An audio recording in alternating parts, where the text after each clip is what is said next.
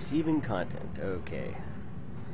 So starting up here, we're going to be in FSX today, going to do a quick flight down to Tulsa. Haven't had a lot of time, we're going to go ahead and fill up with fuel. Haven't done that in a while. I've been working on a couple of things. Another project came up for one of my clients to do some work for them, and as such, I've been busy with that this week.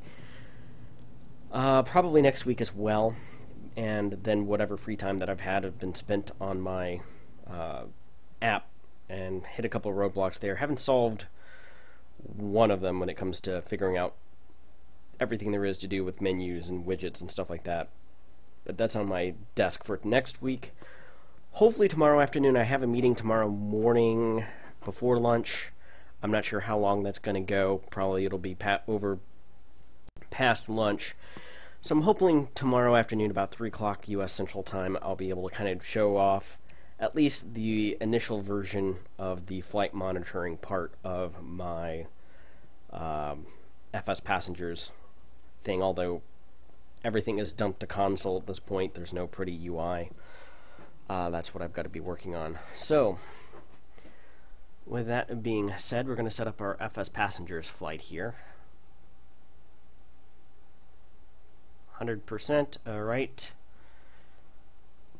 Set destination. Tulsa. And flight time of 1 hour, 10 minutes. Destination set. And real-time load of 5 minutes. Engine instrument, check flight control, check handset. Interestingly enough,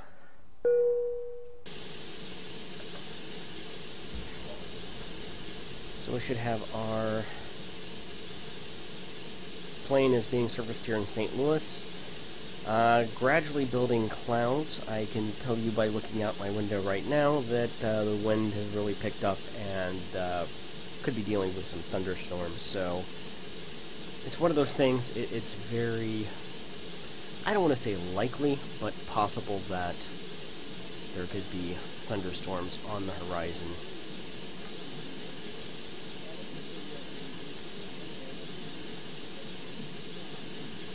I'm going to go ahead and set up panel lighting and the like. It's been a while, so just going to kind of run through and make sure everything is engaged. Things are in slightly different places on this aircraft as compared to, say, the Flying J-Sim version, which has been updated to now work with 11.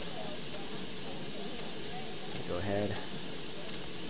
Ground test, stick test.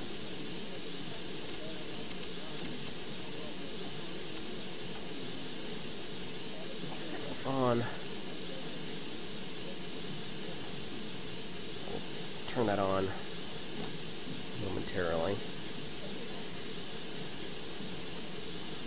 Alright, so let's go ahead and request our clearance.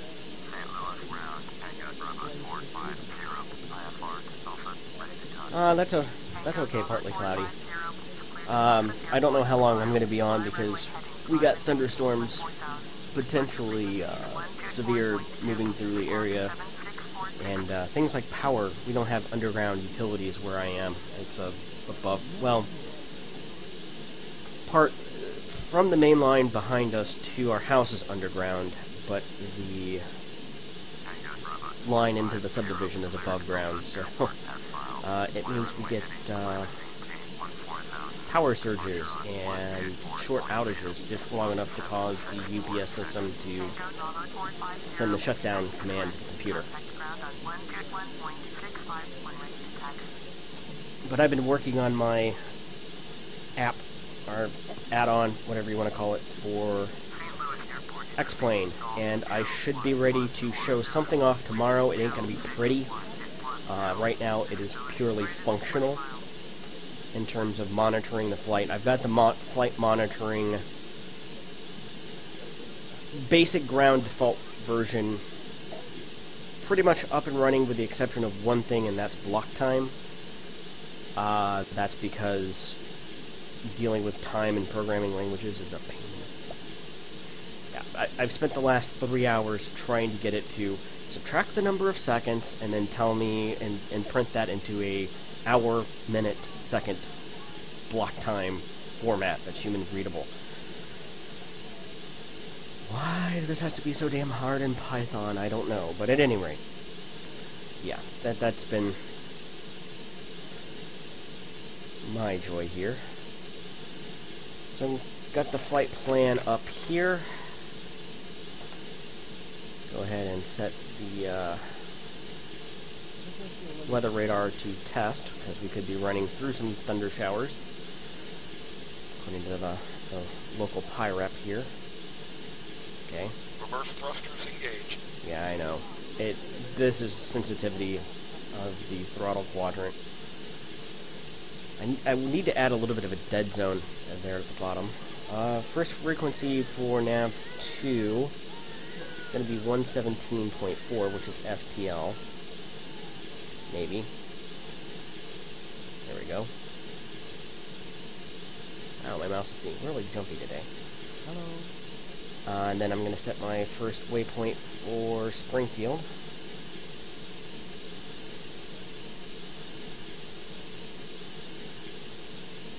Which is, oh, that's I need nav. Alright, looks like test is complete. On to standby, 116.9.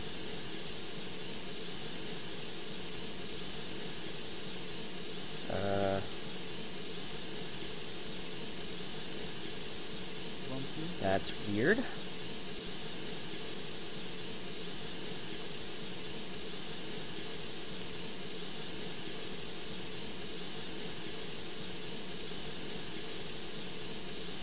Any particular reason why the knob is moving, but the nav1 frequency is not?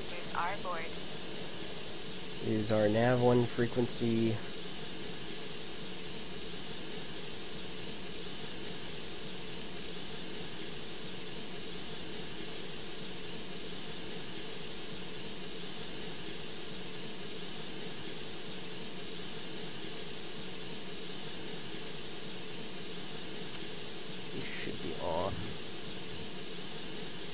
Now this is interesting. This isn't modeled as well here as it is in X-Plane, I don't think.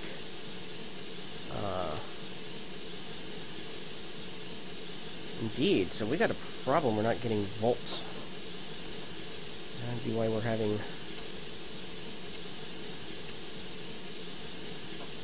APU.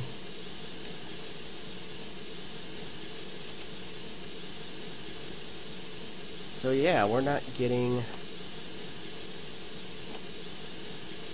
We are on battery, but we are not getting any volts, it looks like, over to there.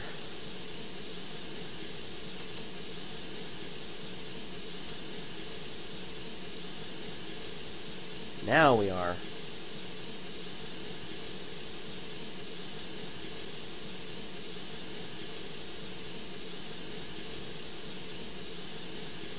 Now we are. There we go. Crisis averted. Yeah, I have a UPS, or a backup power supply, on for here, and then upstairs. Well, upstairs we have a voltage regulator. I do not have a voltage regulator. Well, the UPS is supposed to do that, but it's a couple of 3 years old, so the battery life expectancy is only about, I mean, even whenever it was brand new, it would only keep stuff charged for about 5 to 6 minutes. Now it's about a minute and a half. Basically long enough that it automatically triggers the shutdown procedure in Windows should it detect a power interrupt.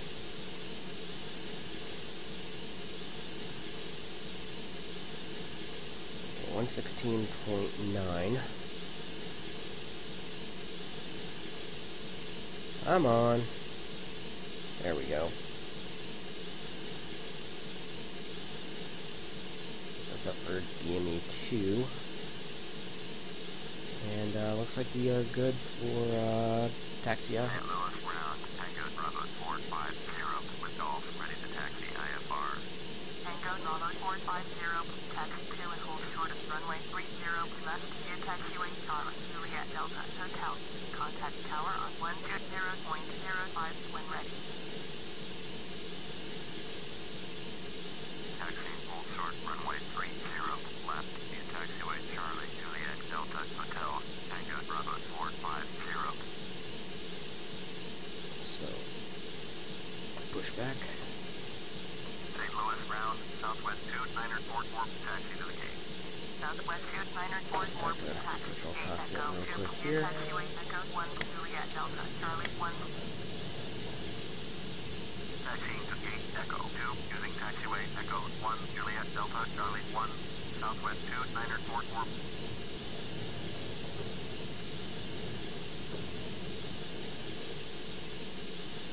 Now the engine start routine on the FSX version here is a lot more forgiving than it is in X-Plane.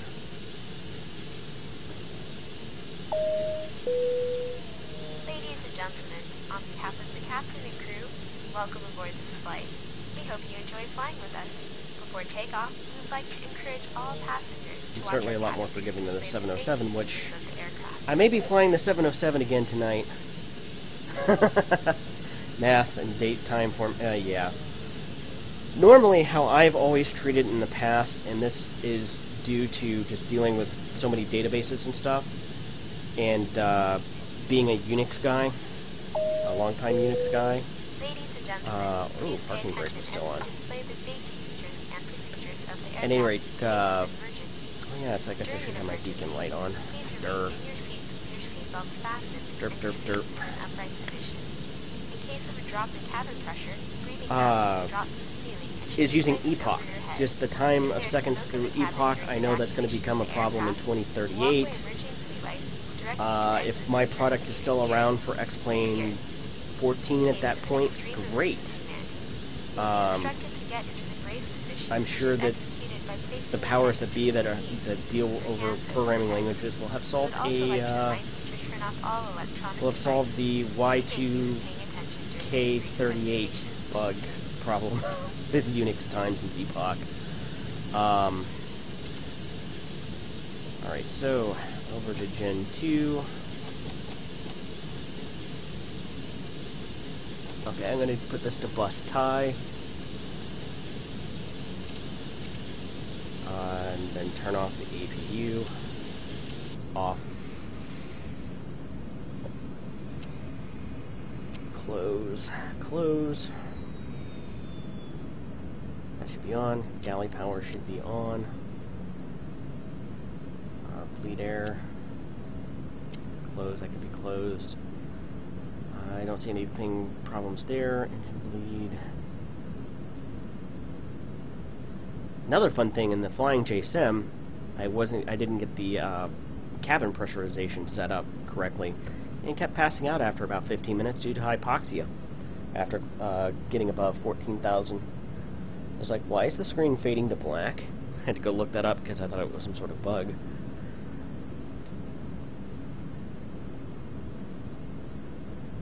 Okay, and there's fine. Taxi light on. Beacon and navigation lights on. Pitot heat on. Engine anti-icing on.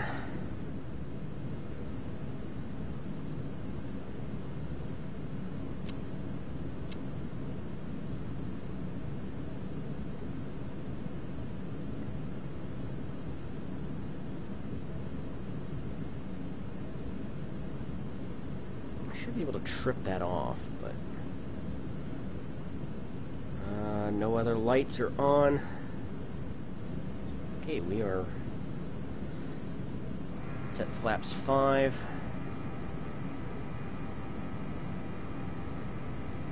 And 14,000 lights are on. Alright, we are ready to taxi.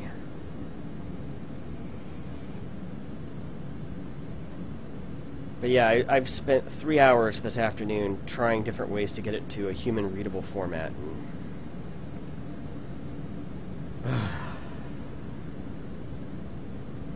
I'm going to go on to other things tonight and finish up. I've got what I'm calling my general flight profile, because I was talking with Elios on stream the other night, who is from Aerosim Gaming, who will probably, I've got to sit down and talk with them about all of the, I've got to get them to send me a contract, but I will probably be publishing my add-on through Aerosim Gaming. They're currently working on a Cub, either a Super Cub or a Cub, for X-Plane 11. And Elios does a lot of their data refs and animation rigging and stuff like that for the aircraft. He knows the SDK a little bit better than I do, and more importantly, he knows the people. Like, he beta tested the 727 on X-Plane 11 for flying JSIM and some other stuff. But at any rate, he was talking about some of all the crazy things going on and brought up a good point that I'm going to need.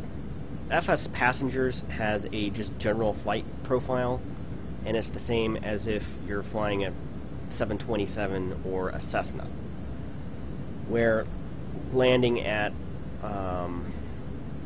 a vertical speed of, let's say, 500 meters per sec, or 500 feet per minute, and a Cessna is likely to damage your undercarriage. And a 727, that's actually not only within spec, but the recommended landing if you're landing on turf or dirt.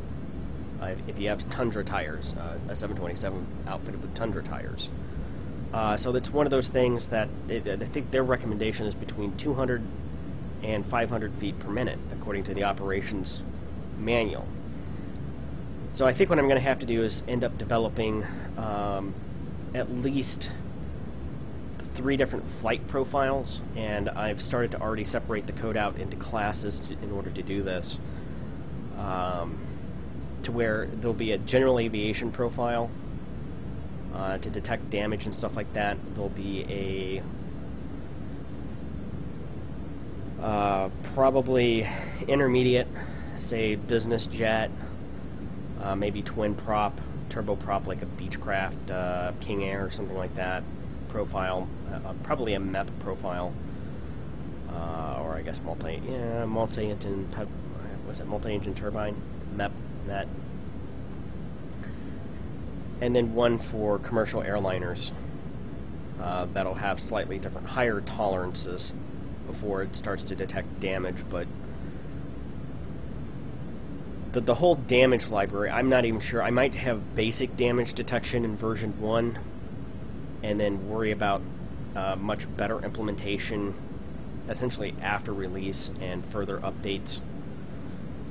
Because I've always kind of been a believer in getting it 85-90% of the way there, at least to wear all the basics, and then release it, get customer feedback, and make changes accordingly over time. I don't believe in the early access beta. I want to release a product that is pretty much feature complete, but that's not to say that couldn't go back and make things better over time. Again, maybe numbers that I throw in there I think are reasonable. A majority of people say aren't. And that's not to say that I won't go back and improve things over time as well. Alright, tower. Request takeoff. Tango Bravo 450, ready to go. Runway 30, left, IFR to Tulsa. Tango Bravo 450, cleared for takeoff. So I think I'm going to have generic flight profile to get started. If I have enough time, I will get tube liner and general aviation profiles done as well. But I was hoping to get to the point where on runway 30 left. It's strange now not seeing that dip, but I love seeing the Boeing. I wish I could go back and make an airport that had the old McDonnell Douglas, you know, like airport of different era type thing. I'm impartial. or no, I'm not impartial. I'm highly biased to those days, but I grew up, of course, my dad worked actually out in St. Charles most of his career at the Electronic Systems Company for McDonnell Douglas. Most of my neighbors worked for McDonnell Douglas as engineers, or TWA as pilots, or mechanics even. We had a long-time mechanic who Vern just recently passed away. Liked Vern a lot. He was a good guy. V1. Rotate. A little bit early in the rotation. Positive rate. Gear up. V2 plus 10. Gear up.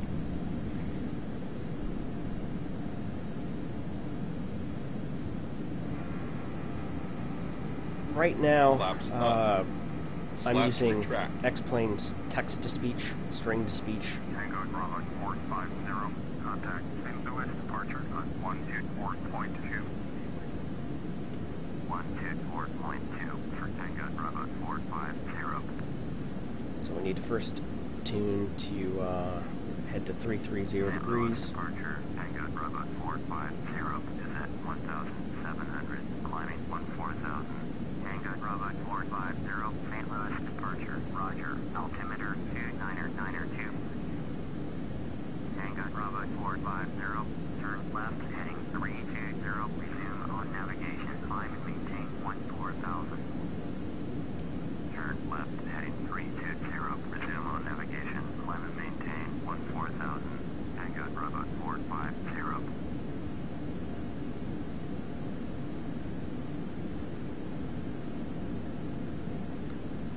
So flaps up. Gear up.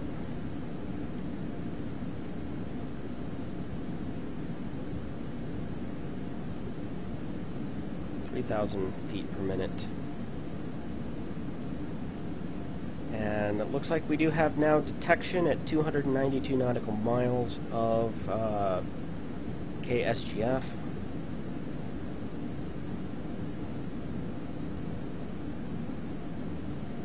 So we're about 2 miles from STL VOR. Going to begin my turn to what does it look? 230. Starting to hit a little bit of turbulence here.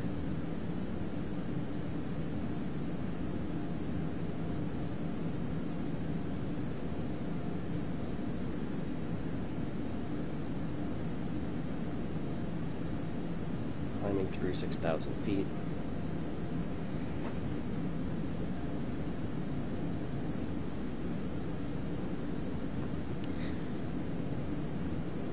Yeah. It's not my first exactly rodeo. I've owned a software company and ran a software company in the past. And dealing with flight sim junkies, for, I guess you could say, lack of a better term, the margin for error is a lot different from when your company is running, handling financial transactions for multi-million-dollar companies where things have to work, and if you're not calculating, let's say, sales tax correctly, you could be potentially exposing your customers to tens of thousands or hundreds of thousands of dollars over time of problems. Not only that, but keeping that data secure this day and age and all that stuff. That was a lot of stress. One of the major reasons why I sold that company Passing 10,000 feet, Captain. 5 years ago now. But yeah, I'm fully aware of taking your customers' feedback with a slight grain of salt, because there are certain things that, like, FsPassengers does that I don't think mine is going to do. Part of it I found out with the 727 from Flying J Sims lacks a lot of the animations, like door animations, main entrance animations. If it's there, I haven't found it yet. So how do I then detect boarding process?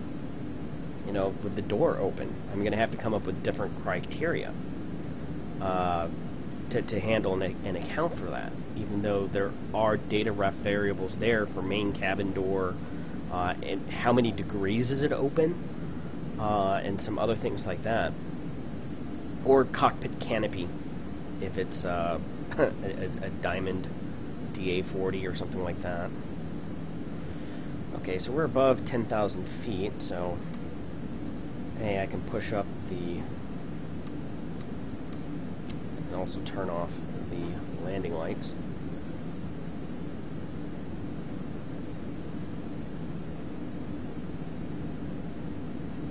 Hopefully going to get clearance here to continue climb.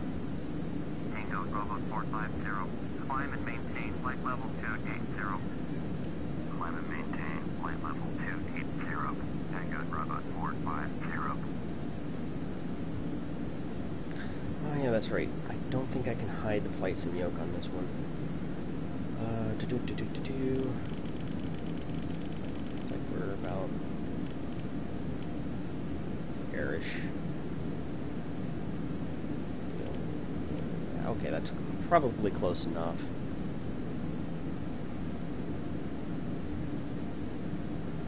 So we're getting our next call out for, I'm going to go ahead now and turn on the weather radar. Since we've reached cruise altitude.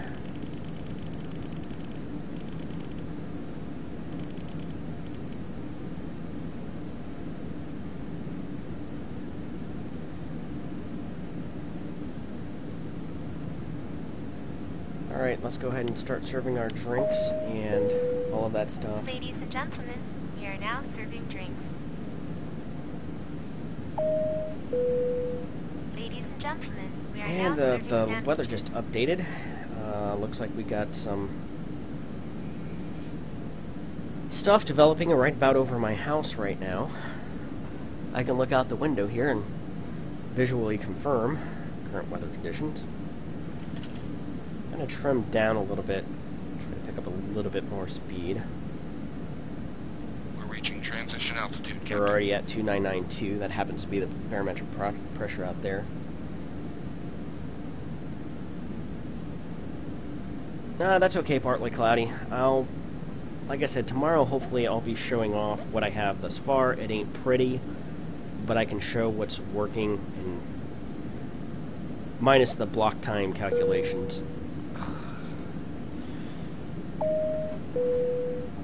Ladies and gentlemen, the captain is turned But I off might the test it with a seatbelt variety sign. of You may now take off your aircraft. I mean, I've been doing seatbelt. most of my We encourage testing you in to the default remain Cessna seated with your seatbelt 172 fastened at all times. from Creve Coeur, because the old Arrowhead Airport is still in the flight sim database, and it's only like a mile and a half south, so I just fly in between Arrowhead and Creve Coeur back and forth and back and forth.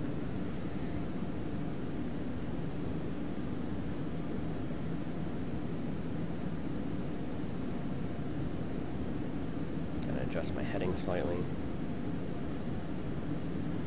And today I am hand flying the aircraft. Just because. Tango Bravo 450, contact Kansas City. Seen a lot of 133.4. complaints, even from 133.4. ATPs, Tango Bravo that 450.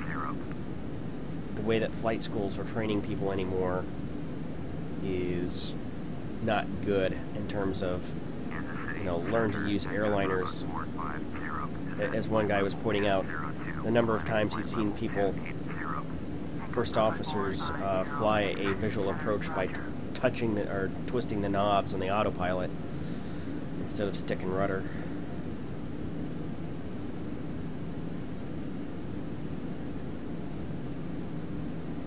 I guess I should also go ahead and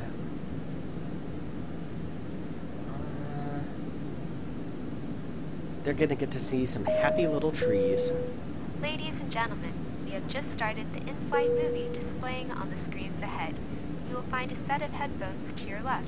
You can adjust the language and volume on the dials next to your seat.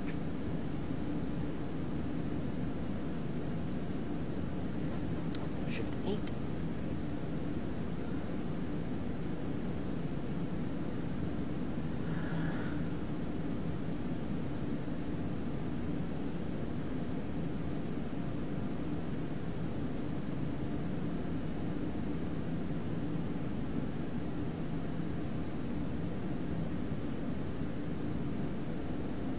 Nothing there that's too alarming to me right now.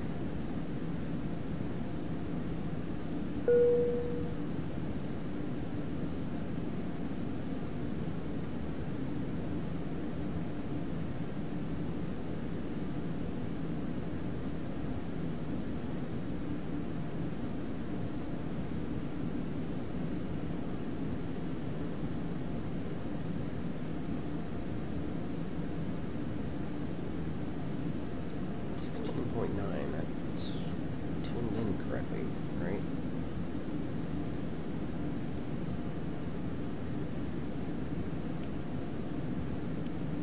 Yeah, okay. 232 nautical miles to our next waypoint.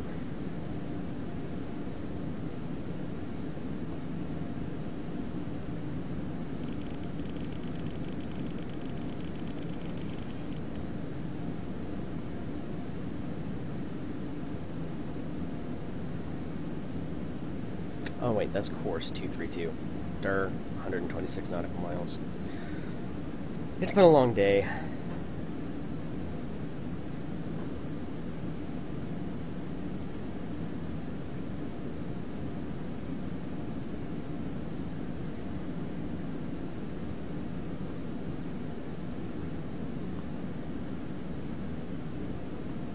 As I could. Auto flight. Switch over to the flight director here.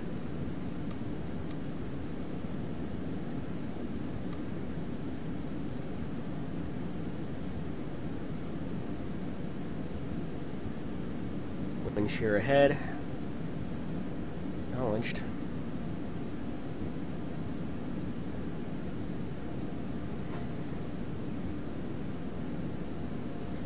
Welcome all the other new viewers. Y'all being quiet out there.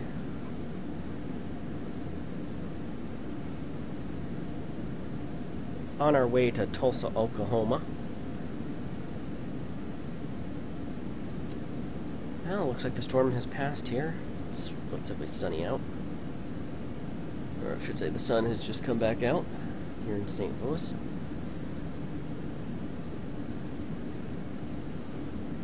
Flying up there. Doo-doo-doo-doo.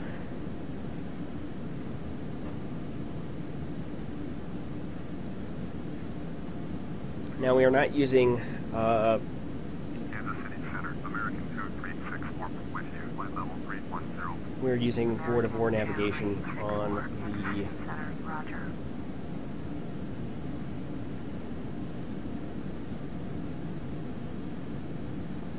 Kansas City Center, Eagle Flight 3176 with you. Eagle Flight 3176, Kansas City Center, roger.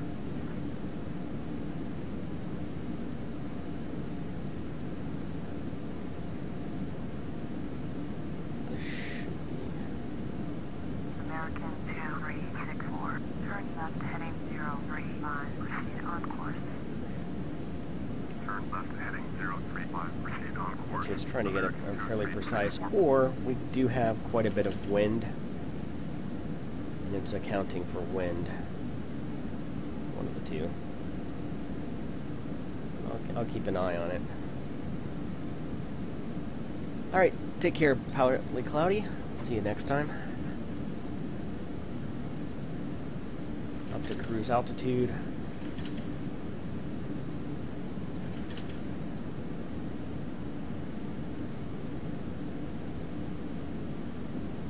Go ahead and engage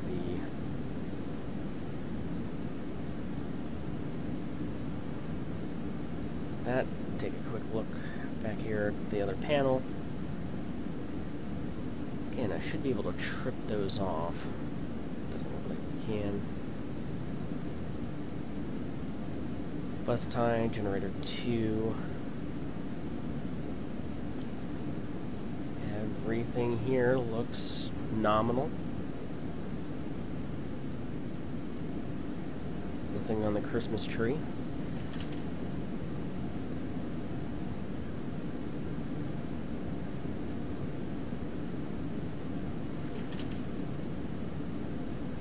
Go ahead and decrease the pitch slightly.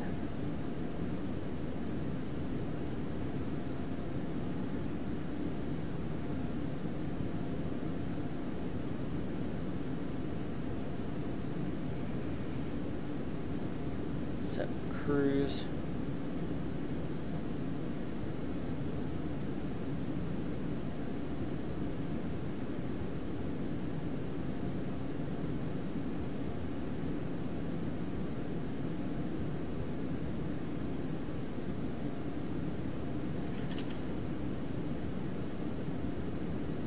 Altitude hold at 28,000. 767? I don't know if I have one on FSX. I have a 777 on FSX. I don't have the Captain Sim 767 Captain. It's very likely when I later this fall make the full switch over to X-Plane 11 that I will be doing 767 flights for no other reason than I'm going to be needing to do it for testing of the Flight Factor 767. I think it's Flight Factor. Do they have a 757 or 767, or do they have both? I need to look that up.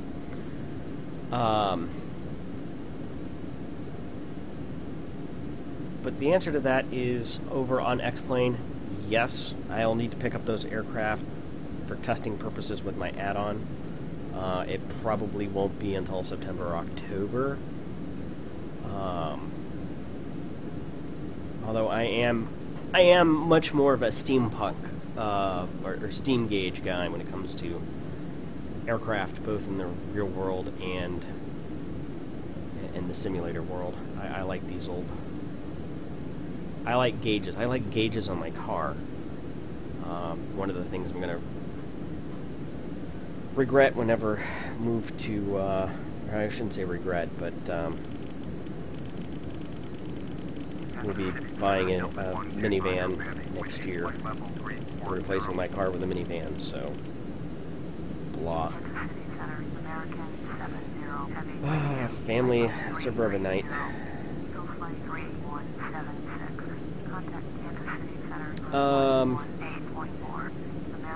Message retracted. Let me see. Did you just try to post a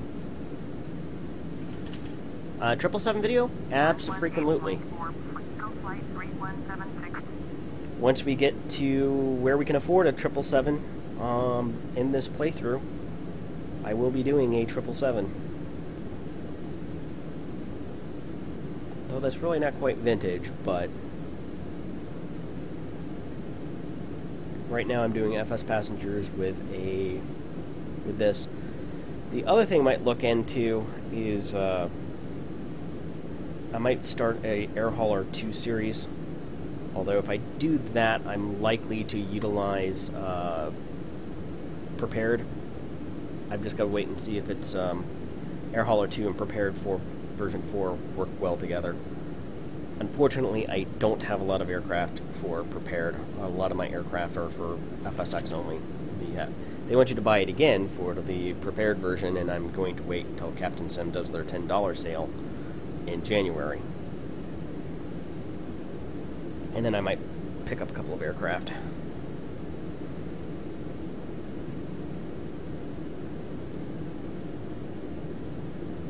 American 2364. Contact Kansas City Center with 135.525. But so far, this is probably my favorite aircraft to fly on either FSX or X-Plane. I like the 727-100. I don't know why, I just kind of do.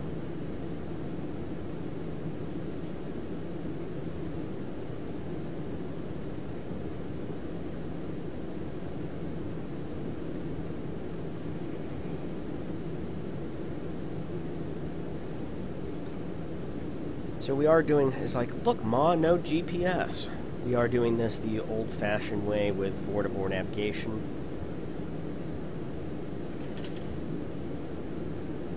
radio navigation.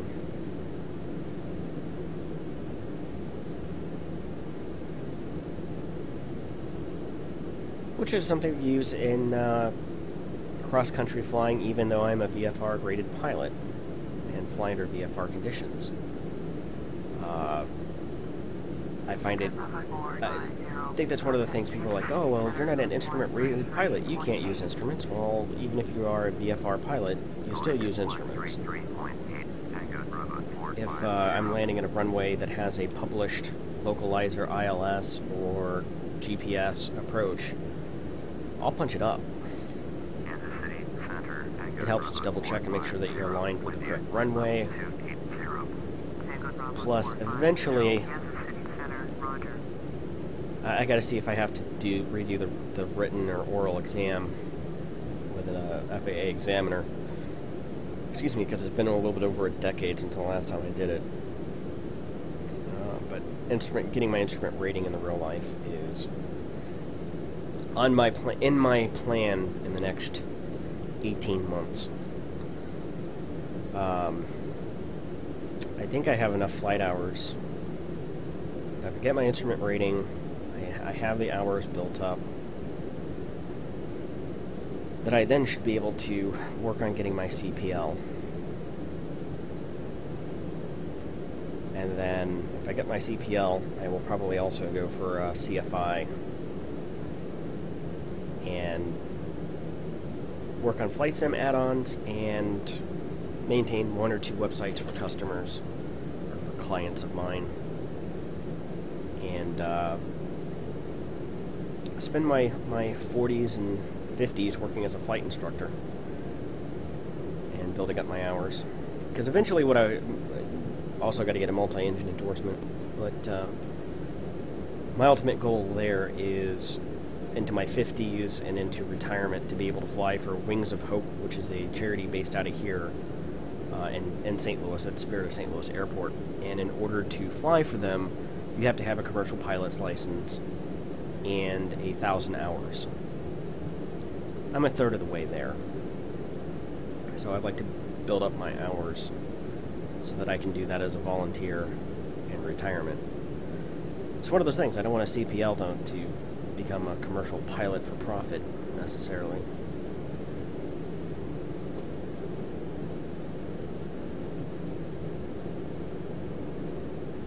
Hi, Badass.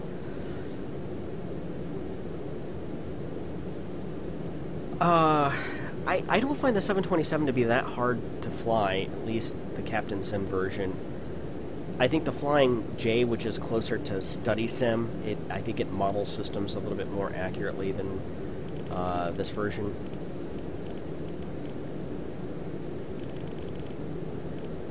Huh. That's not wanting to work. Yeah, P.8 should be on. It's on. Not sure why that is.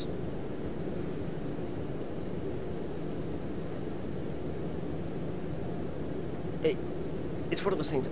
I don't find this to be that difficult to fly. There's a couple things on the systems end I'm sure I'm not getting right, but the 727 is near the end of its life in commercial usage. There's, what, like 100 of the airframes left in service around the world as converted freighters, and that number is decreasing every year. There's the folks up in Ypsilanti, Michigan, that fly the 727-200. I think they got 6. There's a few cargo airlines down in Central and South America that fly them, and there's a few out there that are configured for VIP, but that's it. But again, I'm used to steam gauge airplanes, even if they are Cessnas and Pipers. We didn't have any of these newfangled G1000s and stuff like that when I was getting my license, my pilot certificate 20 years ago.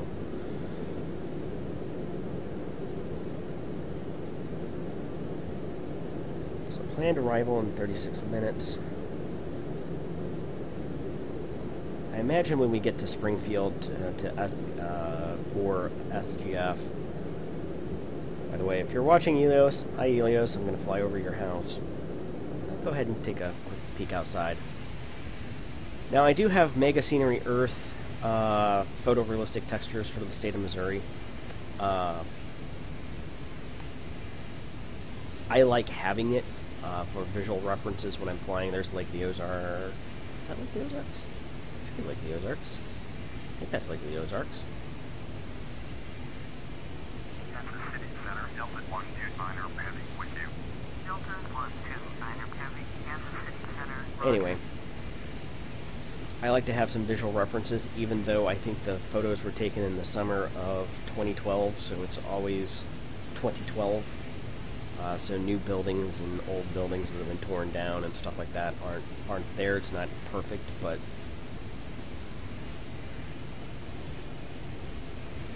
I mean, the bulk of the flying that I do right now is either just Saturday afternoon and go take people for a short ride,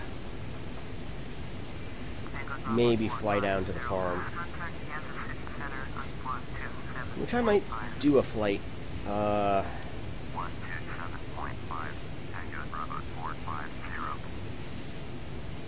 at some time, because I can actually did in a video one time that I don't think I ever put on my channel. I was flying from St. Louis to Jonesboro, Arkansas, and passed right over, well, I guess technically right over my dad's farm. Mine is across the street. So, yes. I have a drink for you, Captain. Here you are. I have about 320 some odd hours, most of which is either in a Cessna 152. I have about 100 hours in a 152. I've got about 110 hours. Well, I've got more than that. I guess I've got closer to 200 hours in a 172, various versions thereof. And I've got 12 hours in a Piper Archer.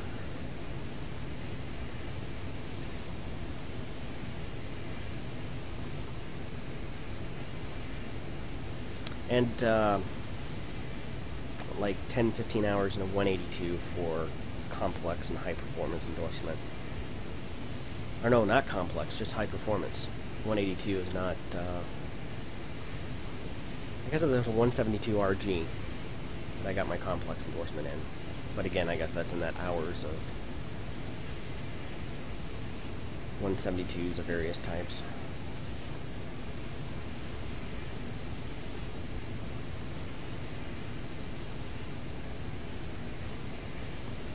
The good old TWA livery. And St. Louis to Tulsa and a 727 was a historical route. This was flown in the late 70s and the 80s, from what I can tell, in departedflight.com. Departedflights.com is, if you're an aviation historian, I know the website looks like it was designed with front page in 1998 or 2000, but in terms of sources of information and materials, they are second to none, even if their design skills aren't up to modern day standards.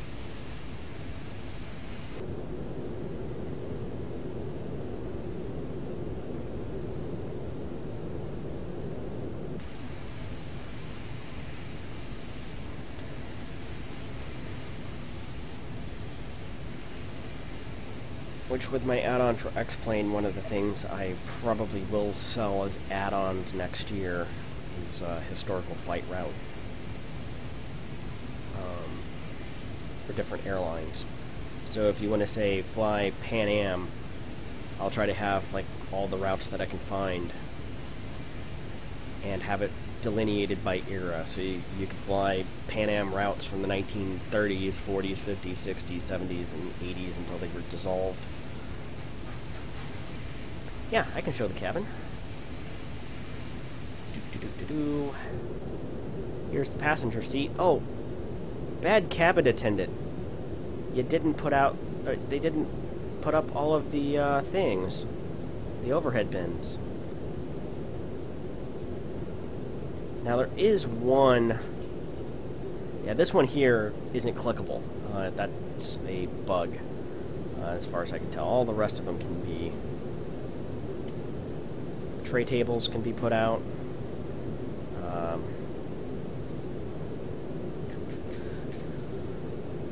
view from the galley. The lavatory door opens. I think it closes as well. The pressure door to the rear air stairs opens. Hey kids, it's like the 1980s whenever you could look into the cockpit. And everything here, you can see that I have my armrest out of the way, and you can manipulate items in the cockpit from here. I'm going to take a look because we are at 6 miles. Okay. Time to switch to 114.4. Come on.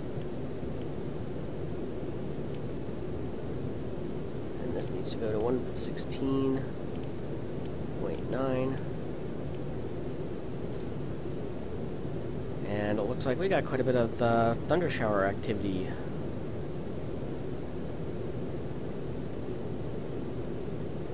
So we're 128 nautical miles from Tulsa, from the Tulsa.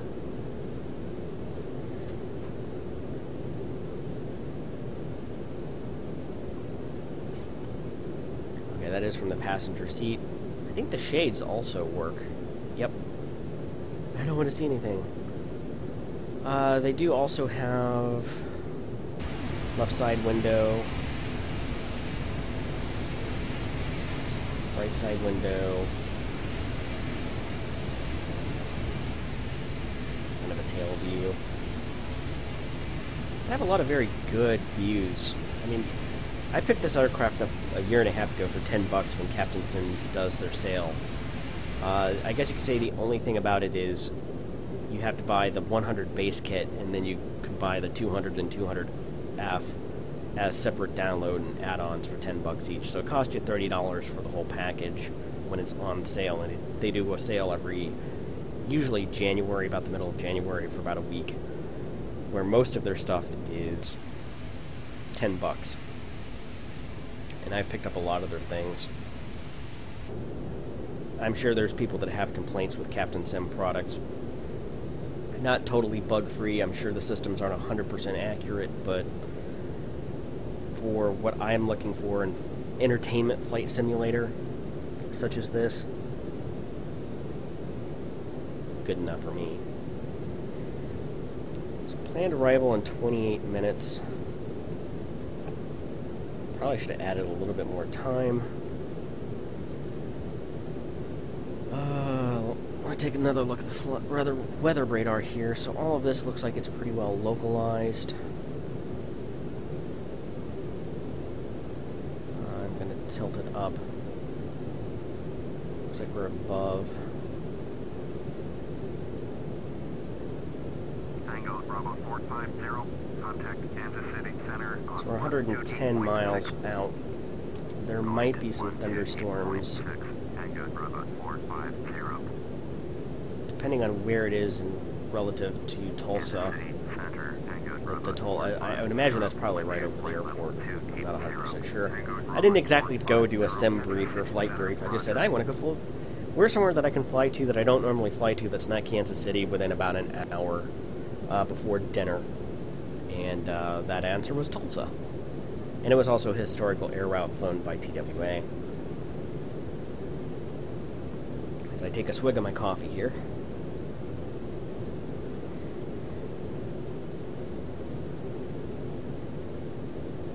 We're about 100 nautical miles, and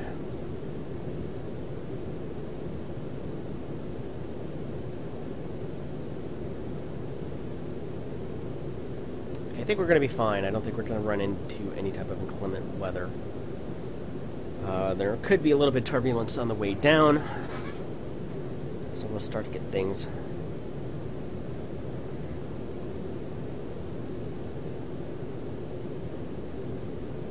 You know, call me a little bit of a nostalgia geek for aircraft. I think after dinner tonight, I don't know, I probably will spend a little bit of time with the missus. But that was lightning. And she's been pretty much going to bed early. First trimester, just tired as all get out. So there's some thunderstorms around us somewhere. Like right there. There's a thunderhead. This is just the default weather, Hello, I Captain. think. I have some sandwiches for you. Enjoy. So it looks like we're avoiding that thunderstorm cell. But yeah, that's a thunderhead. I know FSX is showing its age, but for entertainment purposes, I like it.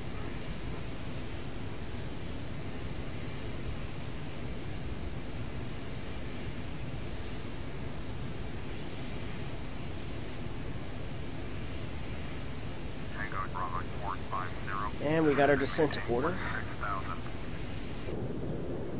Descend and maintain 16,000. Tango Bravo 450.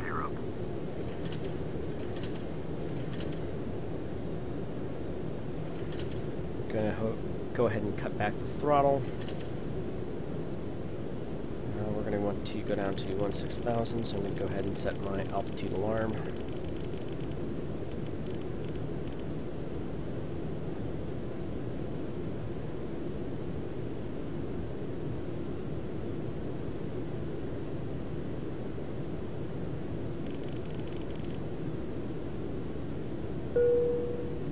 Kansas City Center, Delta 1017 with you.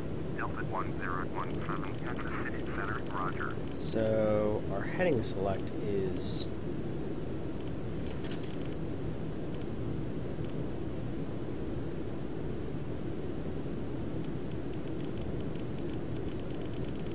not working.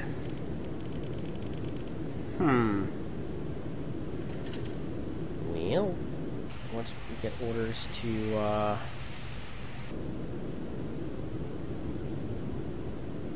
do our thing, I may not be engaging autopilot.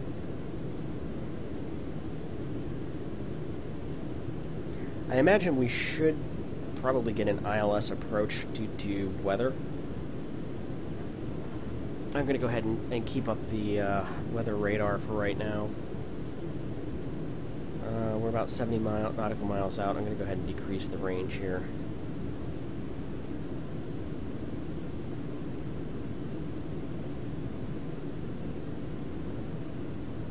See if there's anything. Delta 1017, turn left heading 110, resume on navigation. Turn left heading 110, proceed on course. Delta 1017. Nope, wrong way. Down.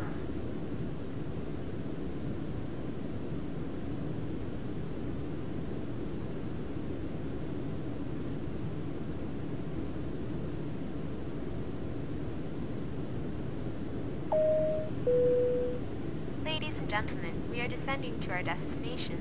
Please fasten your seatbelts and make sure all portable electronic devices are securely stowed so that we may secure the cabin for arrival.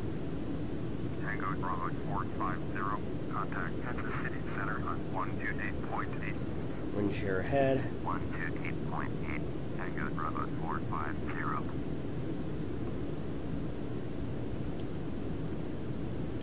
Kansas City Center, Tango Bravo 450, is at flight level 192 for 16,000. Tango Bravo 450, Kansas City Center, roger. Hey, thank you, Momo2 Gamers, for subscribing. Yes, I do We're passing know transition a altitude, lot about Captain. Elite Dangerous, but until more content comes out in that game, I'm not going to be playing it very much. And then a lot of flight sim stuff, including building a add-on very similar to FsPassengers for X-Plane. Not exactly. There's things that I don't like about FsPassengers that isn't going to be in my product necessarily. Just the way that it handles certain things I would do differently if given the choice, and I have the choice. But the basic idea of there being a career mode, my system will have you'll have the option of doing an ad hoc flight where you can choose starting airport, ending airport, but also, yes, I know, I'm gonna get to 300 below. Nope. The other thing is it'll generate missions kind of similar to FS Captain, where you can, if you don't know where you want to fly today, it'll take your starting airport and then select from a set of destinations with a random number of passengers and or cargo based on aircraft that you're flying and how well you're done as an airline.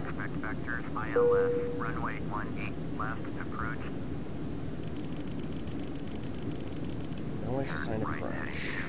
Alright, altitude hold. Go ahead. Down. We'll go to 4,000. Nope, that's not.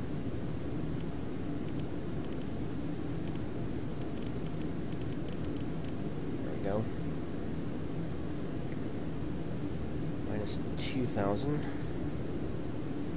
Vectors ILS 18 left.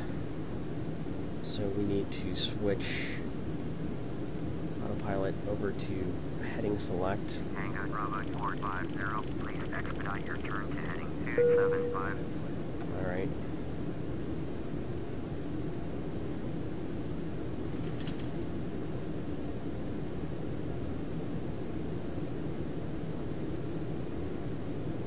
However, unfortunately, for some reason, my heading bug is not working. I don't know if that's a maintenance issue with the aircraft, or just a bug, or what's going on there. Go ahead and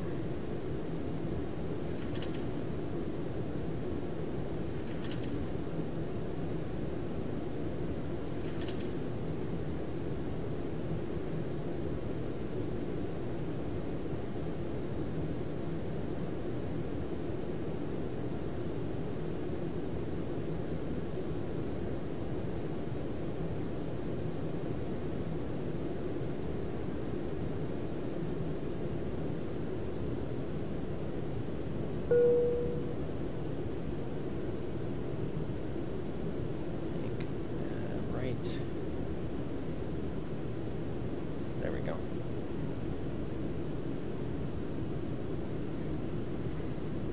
Tango Bravo 450, contact Kansas City Center on 132.9er. It's an add-on. It manages this. It's simulating the passenger satisfaction. It adds features of you got to decide when to feed your passengers, going through turbulent weather, which we're about to hear momentarily. Yep, gotcha. I don't have my volume turned up in my speakers very loudly.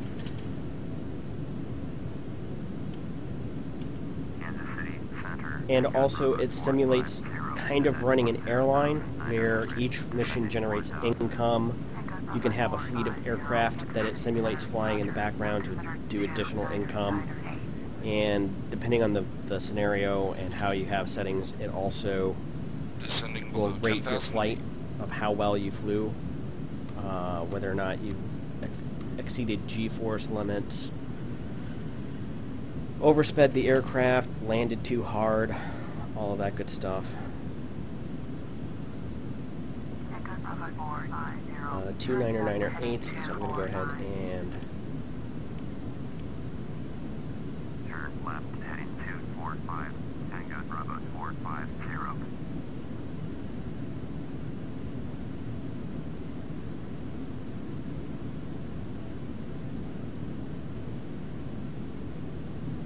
about 15 degrees.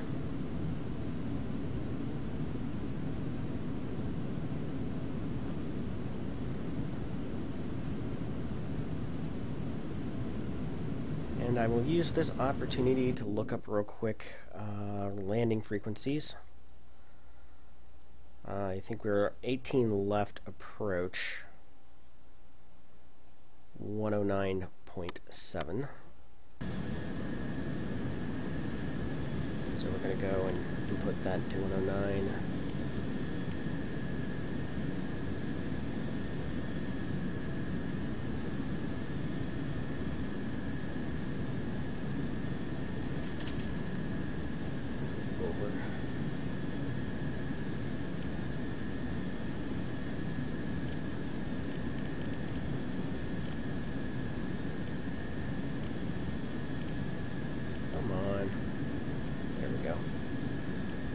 And for backup, I will go ahead and... I think I need to get a new mouse. 109.7 as well. We'll have both 4s into the ILS frequency. 3 degrees to the right.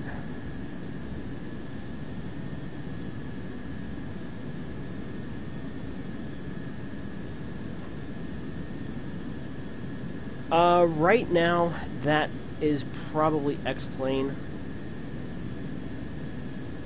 with fly inside. Some people may argue prepared with fly inside, but in the next version of X-plane, well, I'll take that back. The best flight sim right now is probably DCS. It does have support for Oculus Rift and Vive out of the box. It still has some problems with dials this small.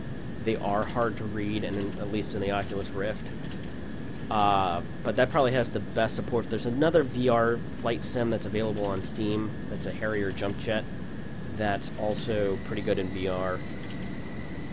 But X-plane 11 for general aviation is going to be supporting VR in 11.1 or 11.2.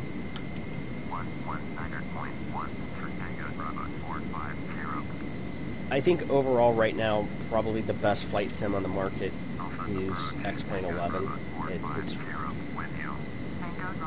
the only reason I'm still using FSX is I have a lot of aircraft that I've purchased for it over the years, and it has the economic add-ons that right now, outside of FS Economy, X-plane 11 really lacks. Hence the reason of me writing an add-on to basically fulfill that niche role in the marketplace.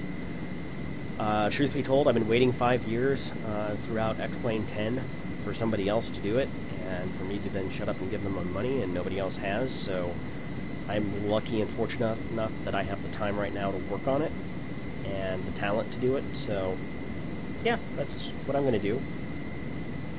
And hey, if I can make a buck and support my flight sim habit with it, all the better.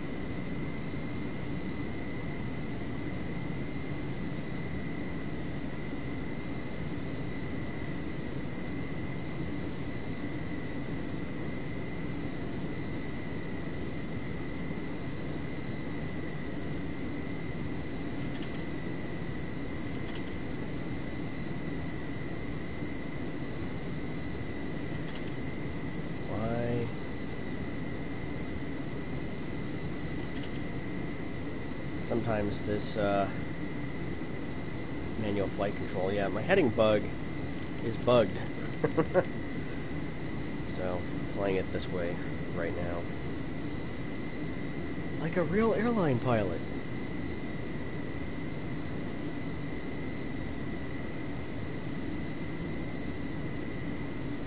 Now, I've heard pilots lament that a lot of the airline jockeys these days have forgotten their stick and rudder skills.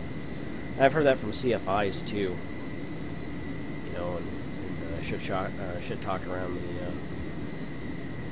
the FBO that their worst thing is if somebody comes in and joins the flying club who's a commercial airline pilot and, you know, wants to be able to rent, take out a 172 solo or whatnot for a Sunday afternoon flight, that they said that they're some of the scariest people to hop in with in the cockpit, much more than student pilots, because they think they know everything and they've forgotten how to fly airplanes without a flight management computer to do it for them.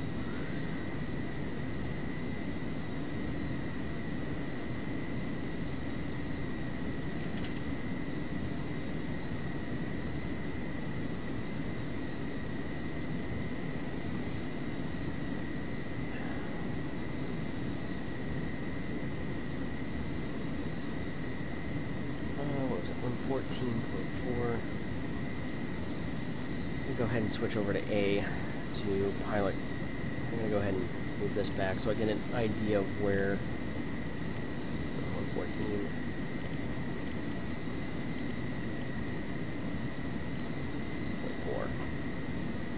DME 24 miles.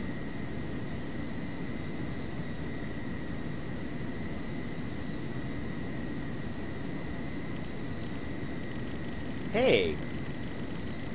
Now all of a sudden my bug indicator is working.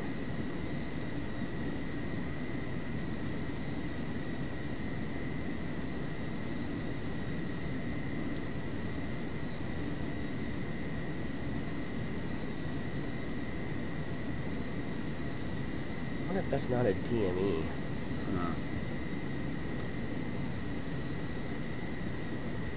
Saying flight director for approach 200 knots. So landing in about 10 minutes. We're going to be landing about on time. Our planned arrival here is in 9 minutes. Might be a few minutes late. Weather shift 8. I need this to be looking, yeah, tilted upwards. Yeah, there's a blotch of green. Although that's 80 nautical miles out. 1020. How are we doing? Tango Bravo 450. Contact Kansas City Center on 128.8. Well, it looks like we're going to be arriving just ahead of the storm. Tango Bravo 450.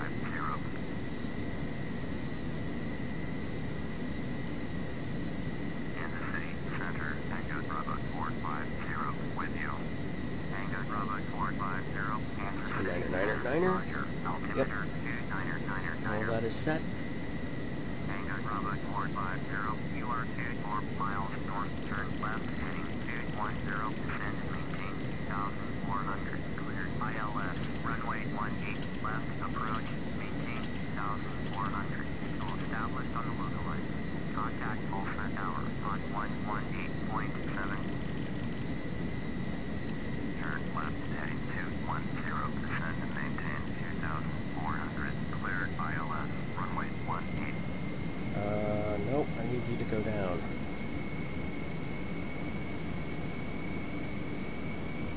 Why are we increasing our altitude right now? I want to descend.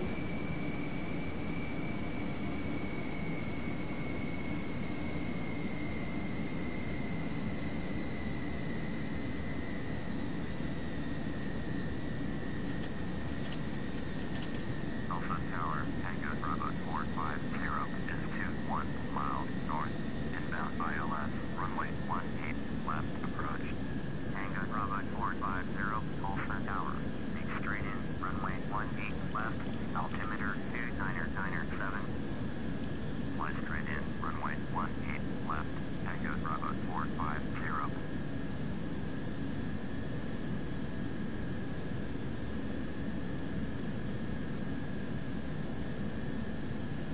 Okay.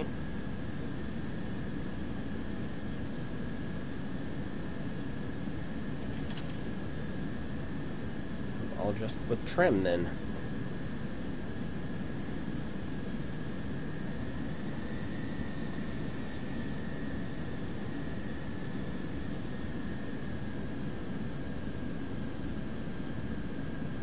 What?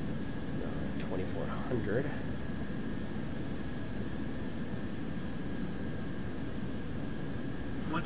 $2,500.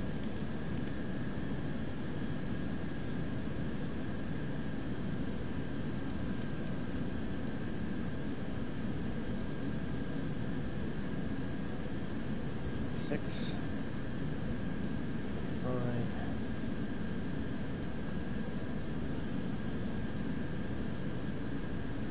24.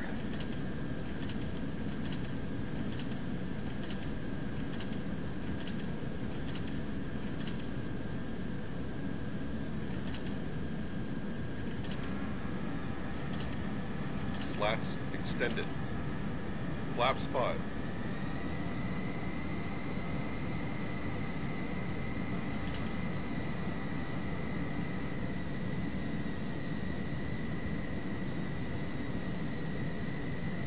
think we're about 14 miles. What's the...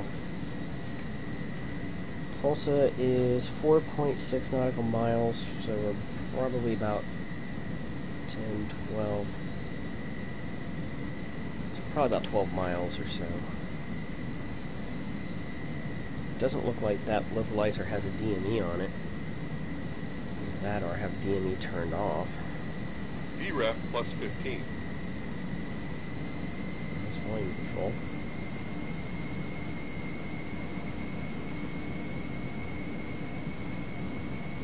Okay. Radar to standby. Landing lights are on.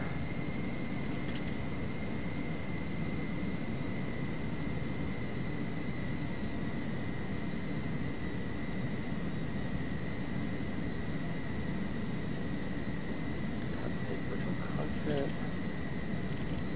180 degrees.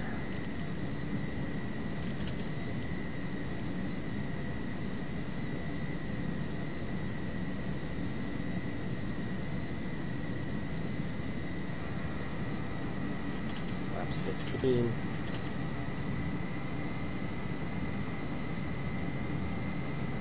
Flaps 15.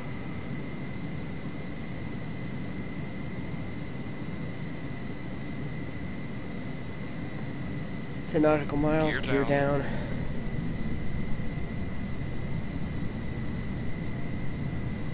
Gear down. We do have glide slope capture.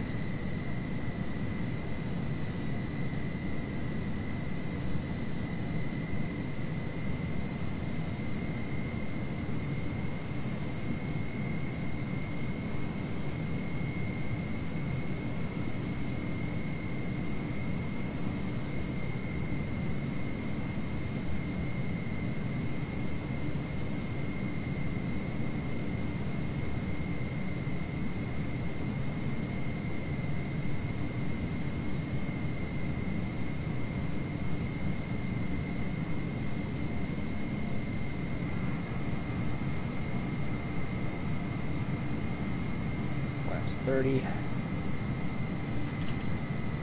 Flaps 25. Flaps 30.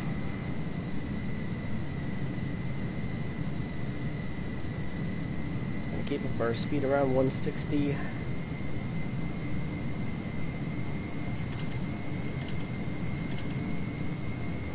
Outer marker. Everything is set. Look good. 450, cleared to land, runway 18 left. Cleared to land, runway 18 left. Tango number 450. I don't think this version has RTO. Nope, does not have automatic braking. That's in the flying JSIM. Hey there, Cat 4653. Just in time to see the most exciting part, the landing.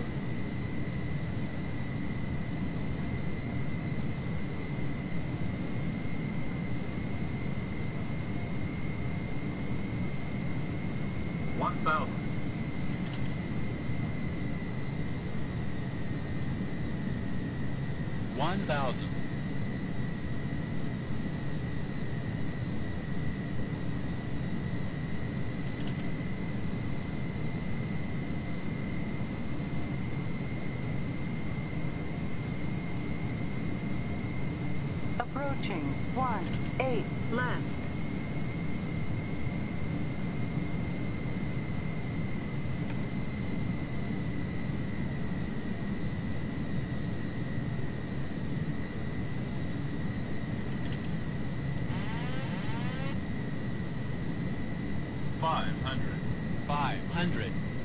Stable.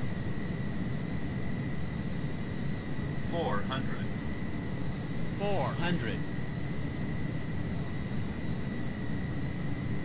Approaching minimums. Minimums. 100. 100. 50. 50. 40. 40. 30. 30. 20. 20. 10. 10. Spoilers deployed. Spoilers deployed. Reverse thrust available. Come on, there we go. Yay! Reverse thrusters actually deployed. Up there for a while. Come on. 80 knots. 80 knots. 60 knots. Tango Bravo 450, turn next taxiway. Please So, remain where does it seated look like until the the gates aircraft are? will Looks come like the to a gates complete are stop. over there. So, I think they're over to the right. See a jetway over there to the right.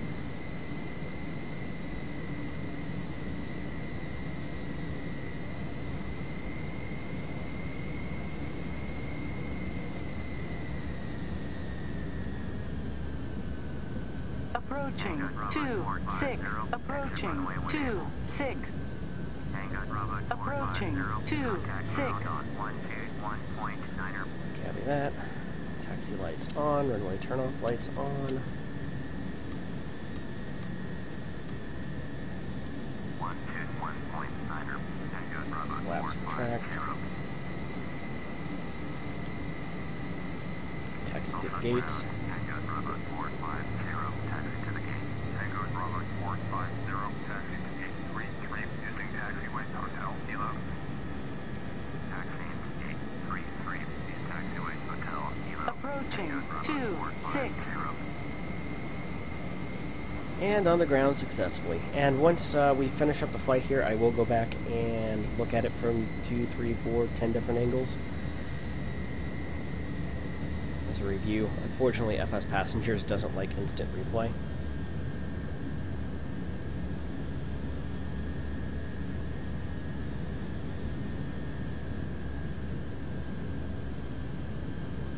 I'll take another swig of my evening coffee.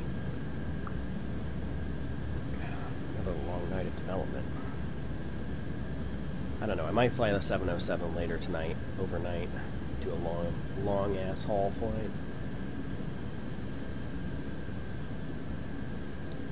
Oh, this is going to be a perfect example of what made the 727 such a great airport, or a great airplane in its era, where jetways and air stairs weren't available, truck stairs at all airports.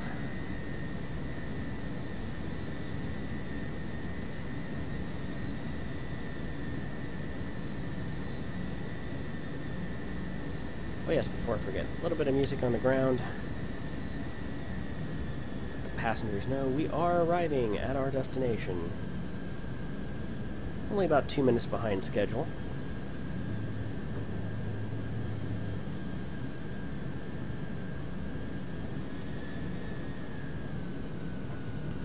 So, parking brake on here. Yeah, weather radar is on standby. Set to APU.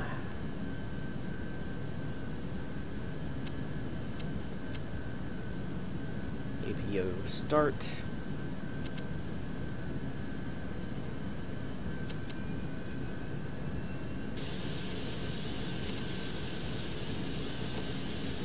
Switch to APU. Packs are on. Go ahead and turn off galley power.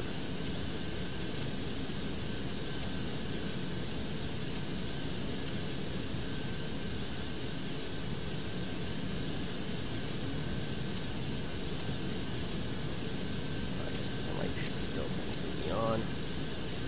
Taxi lights off.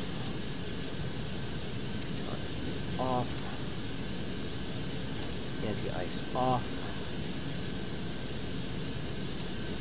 Window heat off.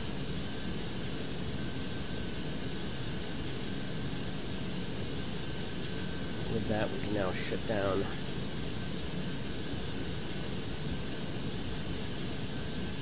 engines.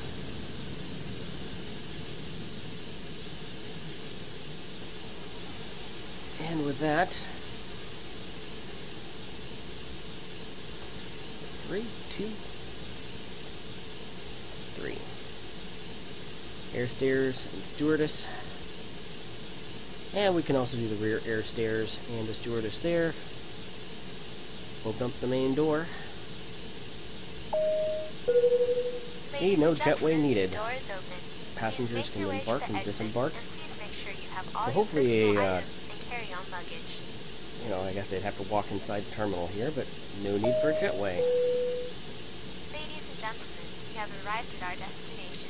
Gonna go ahead and end flight, see how good or well we did. So, landing speed 131 knots. That's, well, actually we're pretty laden with fuel, so that's probably about right. Negative 169 feet per minute. Nice. 5.7 degrees, that was about right. Average cruise Mach 0.72. The important numbers. Total sim income, $1 million sim bucks. Of course, the landing lights issue, which is a problem with FsPassengers and the Captain Sim 727. So 110 points is about to be expected. But perfect flight, very nice landing. Passengers were very satisfied. Scheduled airport precise arrival time plus 100 points, so not too bad. They were very entertained. So I'm going to go ahead and record this flight and then take it back. I think we were about 3 minutes, so simulation, instant replay, 220 seconds. Let's see where that puts us. Nope. Instant replay, 360 seconds. Coming in here. This may have been one of my better landings. Yes, this is an extremely good landing.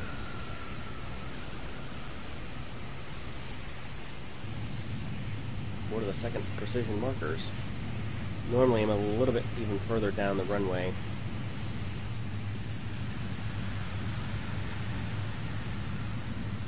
Thrust reversers engaged. Brakes engaged.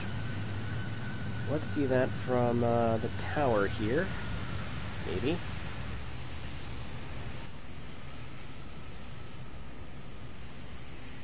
Options, instant replay, 330 seconds. We'll go back 10 seconds. Okay, I guess 380 seconds. We'll go back a little bit further. So a sight probably not seen in Tulsa in a couple of decades, but a 727 with TWA livery landing on the plains of Oklahoma. With passengers, what was it, 60 some odd passengers? Ready to go visit the Will Rogers Museum. The Singing Cowboy. Famous son of Oklahoma. Or maybe some people are Okies from Muskogee and on their way home. Still got another hour or two drive ahead of them to get back.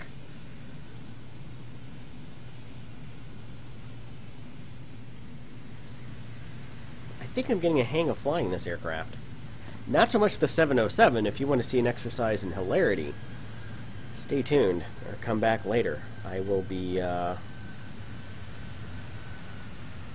flying what I think is the most annoying and complex aircraft that I own for FSX.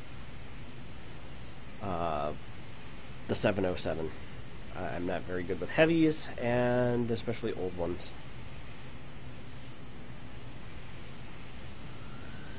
Let me see here. Aircraft, landing gear. Instant replay. 365 seconds. So you know what? Aircraft. Right side window. What it looked like from the passenger's perspective. Thunderstorms off in the distance.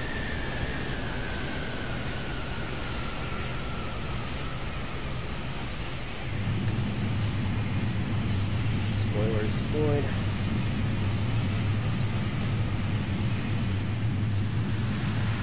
First thrust. And some braking.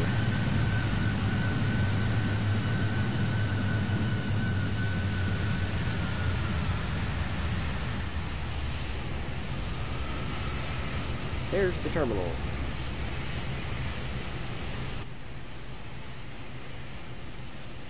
Alright, well, it's dinner time. So I am going to leave it here. Thank you very much for tuning in for this episode of FS Passengers with Vintage Airways. Once again, flying the 727-100 from, well, with the TWA livery. Yeah, that's a real word. I just made it up. Until next time.